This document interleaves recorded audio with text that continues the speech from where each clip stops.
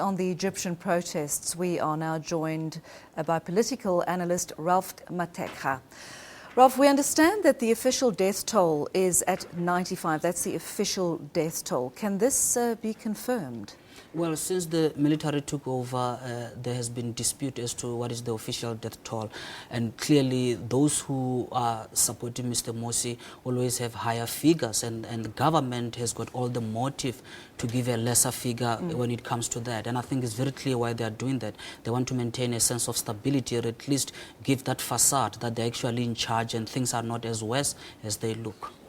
Okay, now how is this latest round of violent clashes in Egypt threatening the country's economic recovery?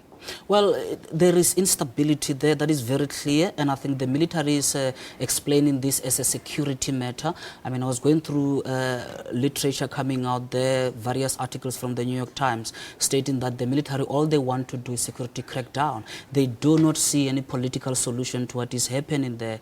And at this point, we know that the country just cannot continue the way in which it is. It is chaos, and economically it is setting them backward. But I think that there is also a relationship that the military seems to have with the West and with the US in particular, because we know that the US is propping up the regime thereof, and then they are giving them funding to sustain what is going on there.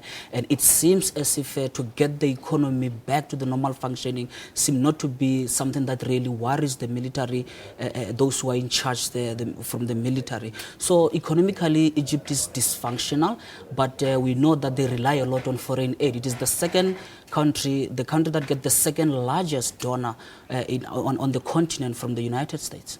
Now, how does this affect or threaten countries that export to Egypt? It's quite chaotic. And then I don't think anyone can really do business with Egypt at this point.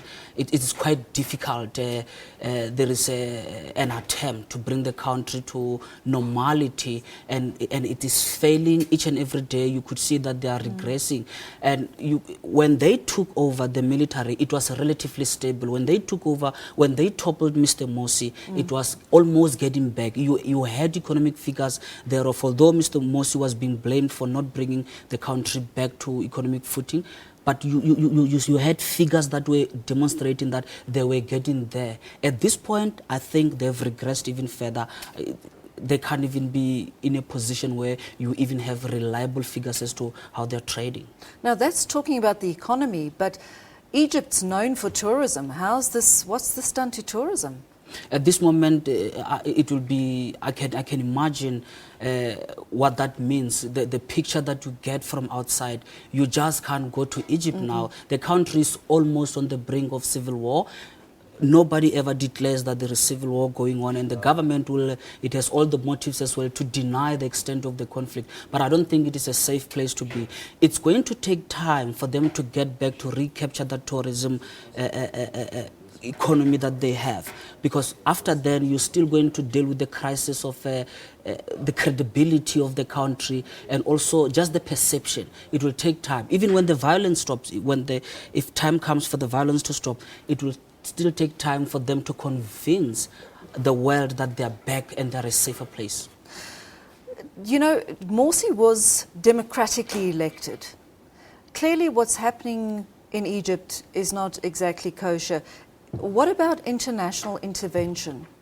Well, Morsi was democratically elected. There were conflict, like there are always conflict with newer democracies. We know even our example here in South Africa, each and every new democracy has got a problem of stability. The problem became when the conflict that arose there could not be resolved politically. When conflict have to be interpreted into the need for regime change, that's when you have a problem. But I think the biggest problem that is coming out is the position of the United States, that the United States did not condemn the military takeover. And there is a perception that actually they are supporting what is going on in the military. But at this point, I think it is very clear that the West, at least the United States, need to evaluate their position on Egypt. I know that African AU, they are very clear about Egypt, that what is going on in Egypt, it's unacceptable, and there need to be a way back towards a political solution.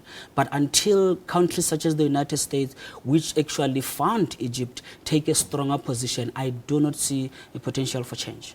Thank you very much. Thanks for your time. That was political analyst Ralph Mathekga joining us here in the studio on